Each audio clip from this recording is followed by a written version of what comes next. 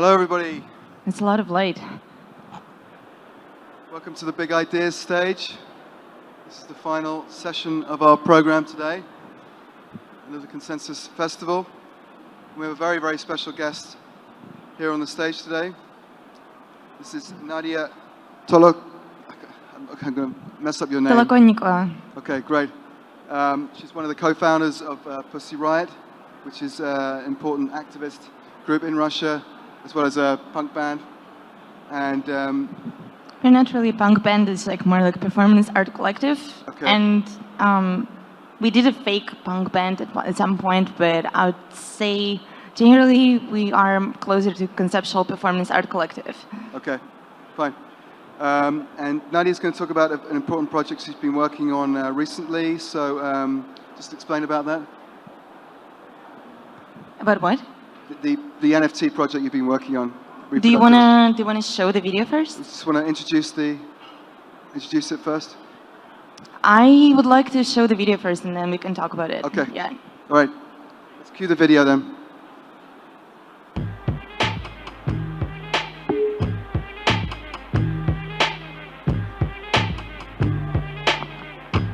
We believe that every person with a womb has a fucking right to decide what they want to do with their own body. Bodily sovereignty for all. My body, my choice. Respect our bodies or expect us. Body autonomy is one of the pillars of the modern civilization.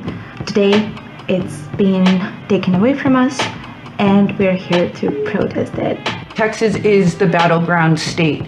Whatever happens here, whatever we allow to pass in our state sets the trend for whatever else in America is going to happen. Florida will follow, Oklahoma will follow, Ohio will follow.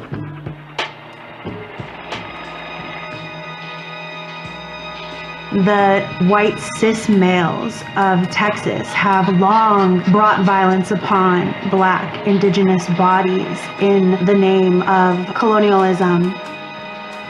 Matriarchy brings freedom.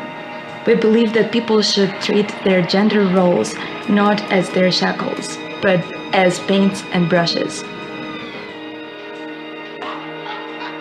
My body does not need advice from a priest. Vasectomy prevents abortions.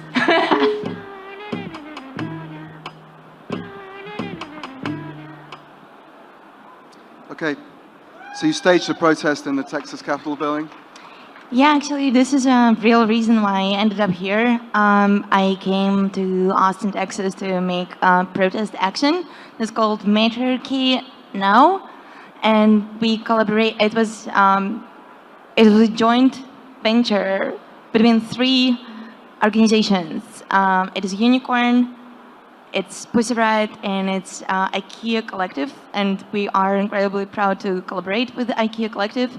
It's a group of indigenous women, amazing, super talented, outspoken, and incredibly professional activists. And it took us a few weeks to prepare this action. It's interesting, actually a lot of people believe that performance art isn't an easy thing because it happens really quickly and it goes away, it evaporates. The only one thing that remains is just a photo or a video, but in fact it takes a lot of time to prepare, to ideate, to rehearse, to be able to actually make it happen really quickly, because obviously we didn't have a permission, we were permissionless. We came to the building and created this art piece within a few minutes. And what's really important to me about this art piece is that we are auctioning it off as a one-of-one NFT that we minted on, where did we minted it? And we minted it on Manifold and listed it on Zora. And now we use this amazing tool that's called Party Bid that allows everyone to contribute to the bid. It doesn't matter if you want to donate 500 ETH or you want to donate a little bit less. Honestly, any donation goes a long way, and also just see the amount of contributors. It also shows the amount of support to the cause. We followed a similar model we used for Ukraine DAO. I'm one of the co-creators of Ukraine DAO. We started it when the war in Ukraine was started by Putin. Putin must die. Slava Ukraini. I love you, so thank you so much for coming and supporting me. My amazing Ukrainian friends are here. And we followed the same model. We auctioned off a Ukrainian flag. We sold it for over $7 million. And we raised $7 million in 2 days and donated those money to various organizations in Ukraine, including Ukrainian government itself. They accept crypto. They are the first Web3 country, and they're simply amazing. We love them. So what's happening with this party bid? You can actually donate. Do we see this QR code or no? There is no QR code. Well, tough life. Then you go to Pussy Riot account, Twitter account, Pussy Riot, and then you're gonna find party bid, and you can share it and donate to reproductive rights organizations. The first one, obviously, the obvious one is Planned Parenthood, but also there is a number of local, state-level reproductive rights organizations that were suggested to us by members of IKEA Collective. So we'll include a link to the to where you can bid for the NFT. So talk more about the Ukraine DAO. I mean, that was the inspiration for this. So Putin started war in Ukraine. That was terrible, and we experienced and still experiencing a lot of pain. Those Russians who were fighting with him for years, and our lives and lives of our loved ones were ruined by this incredibly evil person, and now it's incredibly painful to see how our Ukrainian friends and relatives and people with like people who didn't deserve it suffer because of this evil dictator who has to be stopped ASAP. It was incredibly painful to watch what's happening in Ukraine. And I believe that art is the best psychotherapy. So in order to overcome your own personal pain, to me, it was occurred that the best way is to act.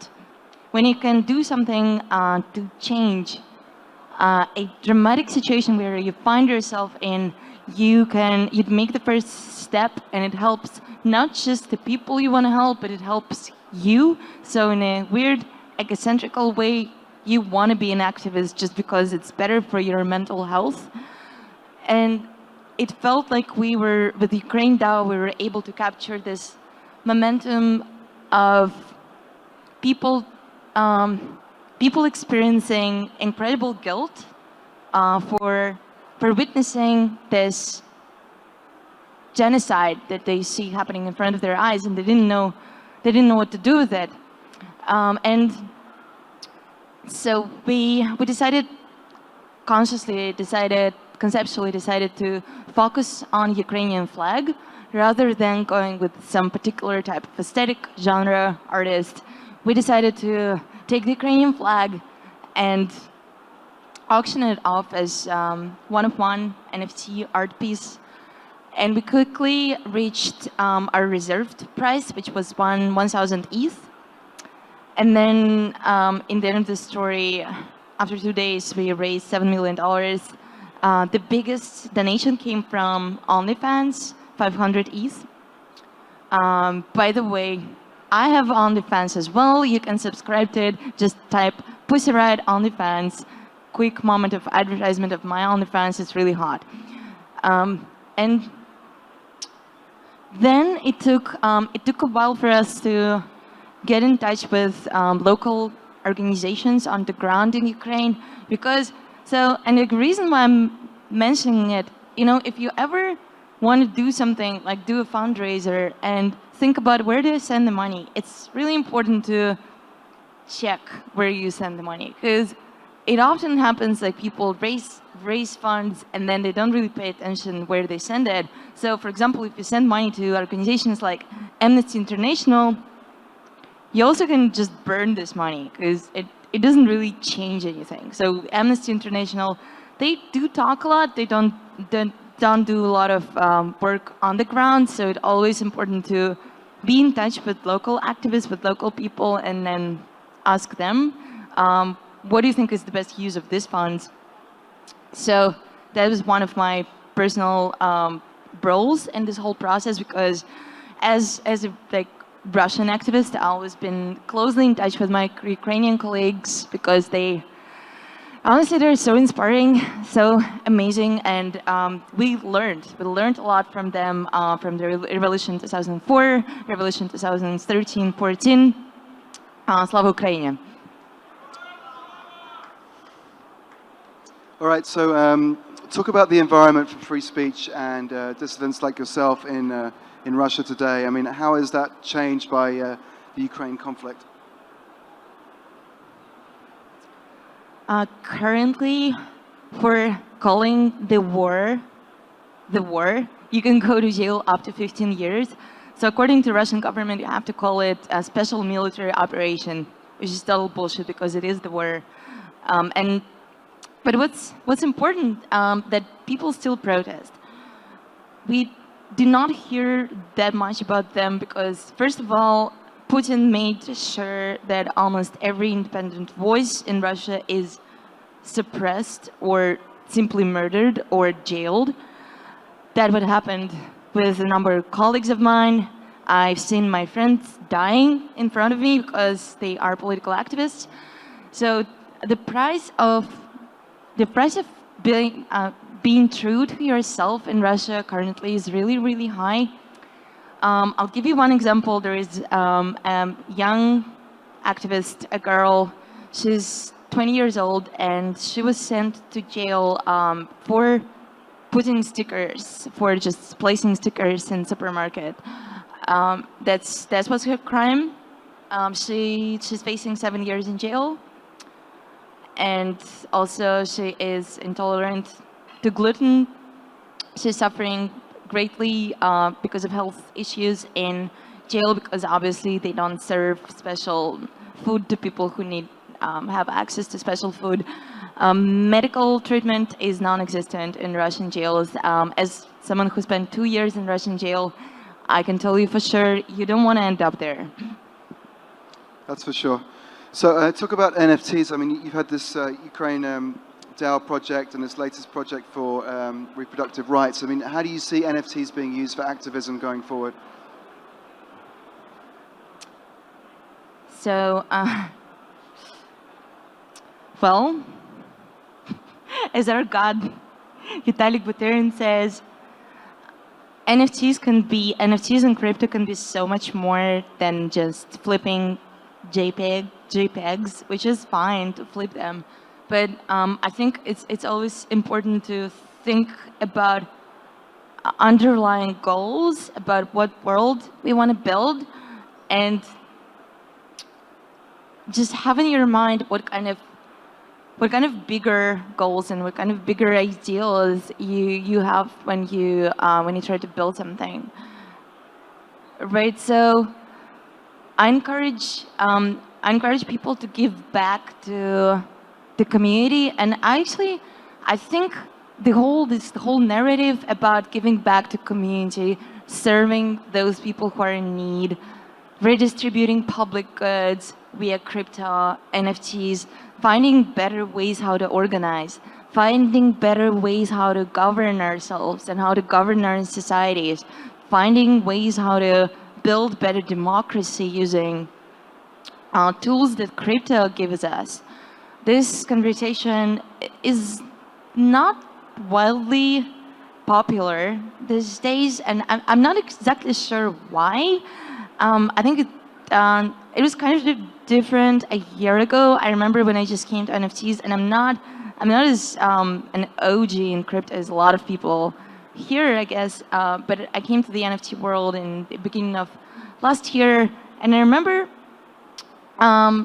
I think a lot of people just were bullshitting when they were talking all the time on Clubhouse about the importance of giving back to the community and serving and blah blah. But at least it was there on the level of narrative, and I think that's important. So yeah, let's just bring it back. So this is how I see my role in crypto. This is how I see the role of Pussy Riot in crypto and role of Unicorn DAO. So we started the Unicorn DAO that has a goal of closing a gender gap in Web3, because we didn't like the statistics about only 5% of NFT sales last year were done by female artists. That's just not appropriate, that's not cute, that's not sexy, it just yikes. So we decided to create Unicorn DAO because we wanted to bring together biggest whales, biggest collectors, and biggest influencers and community builders in the space. And hopefully we believe that together we can move the needle and solve this issue eventually.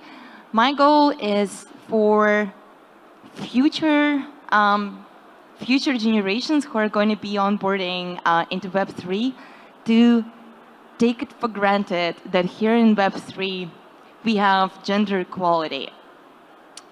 And yeah, this is honestly the reason why I stepped into NFTs. First of all, I made my first sale in March of the last year, and I donated a big portion of that to shelter for victims of domestic violence based in one of the harshest Russian regions. What are the other ways in which crypto blockchain technology can be used for activism? What about the use case of kind of moving money outside of Russia, outside of the government control? Are your friends and colleagues and acquaintances doing that? I think Ukraine DAO can be a really, really good example here as well. So Russians were able, I know a lot of Russians who wanted to donate to Ukraine, but it's difficult if you do it through a traditional banking system because they just block your bank accounts, and also you can get in all sorts of troubles for supporting Ukraine. But if you do it through crypto, if you choose to remain anonymous, you could do that. So, it enables people to move money without control of any centralized system. If it's government, or it's just a corporation. But also on a personal level, it's becoming increasingly important for even my family, because this is honestly the only one way how I can send money to my family. If I happen to be here or in Europe and I want to send money through European or American bank to Russia, it's impossible because of the sanctions. So I can use crypto to help my grandmother. That's great. Okay, so you did a podcast last year, I think, with Vitalik Buterin, the founder of Ethereum, and you made an interesting sort of parallel between Pussy Riot as an organization and Ethereum, and you were noting that the kind of the sense of kind of permissionlessness, i.e. you initially started Pussy Riot and you said it was going to be one thing, but then it was kind of forked by other people and they went off in different directions, and you were okay with that. So talk about what Pussy Riot is today and how it isn't your organization, it kind of belongs to the community like that. Anyone can be Pussy Riot. Anyone can join Pussy Riot. We are open source. Anyone can rewrite our code. Luckily, we never were rugged. So, I mean, it can potentially lead to people with bad ideas coming to your organization and making bad things under your name. So luckily, it never happened. I don't know really why. I think we're really, really lucky.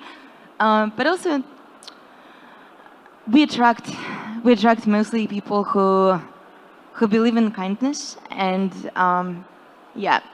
Anyway, so I think there are. I basically call Pussy Riot the first DAO before DAO became popular and before DAO existed even. Pussy Riot is decentralized, is autonomous, and it is an organization. Anyone can join, anyone can get out if they want to, you better not. And also as a founder of this particular group, I have no permission to dictate other members what they do. So if any one of you will decide to say that I'm Pussy Riot and make an action, I cannot tell you that, no, you're not a real one, because everyone is a real one. Okay. I mean, obviously, in Russia today, you know, the Kremlin has all this power. It's very centralized. How do you see sort of decentralization tech playing a role in breaking that sort of oligarchy? I can't even say the word. The kind of extreme centralization of power in Russia. How decentralization fights with Putin? Yeah, around the Kremlin. Around the Kremlin? I mean, the Kremlin has all this power. It's sort of centralized in the center. I mean, do you see decentralization tech playing any role in smashing up that kind of centralization of power? Well, I don't think tech itself can smash Kremlin's power. I think we can utilize these tools, and it helps us a lot in fundraising and also moving the money around freely. But honestly, this is still just people, and people risking their lives and people losing their lives. I don't think tech itself can solve the issue, but maybe I'm wrong. Okay. I mean, you've been an activist for a number of years now, and it seems like things are just getting worse in Russia with the Ukraine war and so on. I mean, how do you kind of keep hope that things will get better in the future? I look at the newer generation. So in 2018, 17, in Russia, we had a lot of protests that some people would refer as protests of kids. And literally sometimes 12, 13 years old would come out to protest against Putin. And I don't think it's something that, well, I mean, honestly, I think like we're not giving enough credit to kids for having brains. I feel myself like, you know, I remember I was smarter when I was 13 than I am right now. So I think it's always important to see what kids are doing, and honestly, to just watch TikTok trends. So one of the trendiest thing in Russia in 2017, 18, 19 was to just destroy Putin, destroy Единая Россия, our main party, you know, be like 13, 12, all cops are bastards, that type shit. And that was trendy. That was actually glamorous for the first time. And I remember when we started Pussy Riot in 2011, that was our goal, to make the protest attractive. So, and I remember a lot of people would actually criticize the protest movement at the time. They would be just like, oh, this is just fashionable, this is just glamorous, oh, people just want to get laid, that's why they say that they're protesters, but that's amazing, this is where I want to be. I want people to be incentivized with getting laid to become protesters, right? So I've seen that happening. Obviously right now it's so much more challenging, just because the repressions are so hard and people are just scared because of the war. And I don't think as many people talk about it publicly, but the sentiment is still there. So at the moment when we will have this opportunity to express our opinion, like those kids who were starting those TikTok trends, they didn't go anywhere. They're gonna, like in a few years, they're gonna be the ones who are gonna be deciding what, like, where our country goes. And Putin, well, he's not in a good position right now, quite, to be frank. I think he's digging his own grave. I think he's creating enemies within his own circle, because people around him, they love money and they love power and they love luxurious lifestyle. They love their villas in Nizza, they love their penthouses in Miami, and now they lost all of it. And now it all will go, all of those money, all of those assets will go to Ukraine to rebuild what was destroyed by Putin. And those people who used to support him, who used to support Putin's status quo, they're not going to be doing it forever for nothing, because they were promised stability and incredible wealth. So we're told that 80% of the population in Russia supports this war. I mean, what is your sense of the actual number? Well, you can't have a poll when you have a gun at people's heads. So there's like, and you cannot use democratic tools of assessing public opinion in an authoritarian / almost totalitarian regime. So if you take any existing historical totalitarian regime, like they will like 99% support the dictator. Then when the revolution happens, the same people will be telling you that they actually never supported him and they were just scared, intimidated, or forced to do that. So public opinion changes so quickly. Well, even coming back to Ukraine, just like look how the main ruling party changed their opinion in 2013 when Yanukovych just started to lose power. They just переобулись в воздухе. They flipped, they changed their shoes in the air, how we say in Russia, and they changed their opinion. They were like, no, we actually never supported him.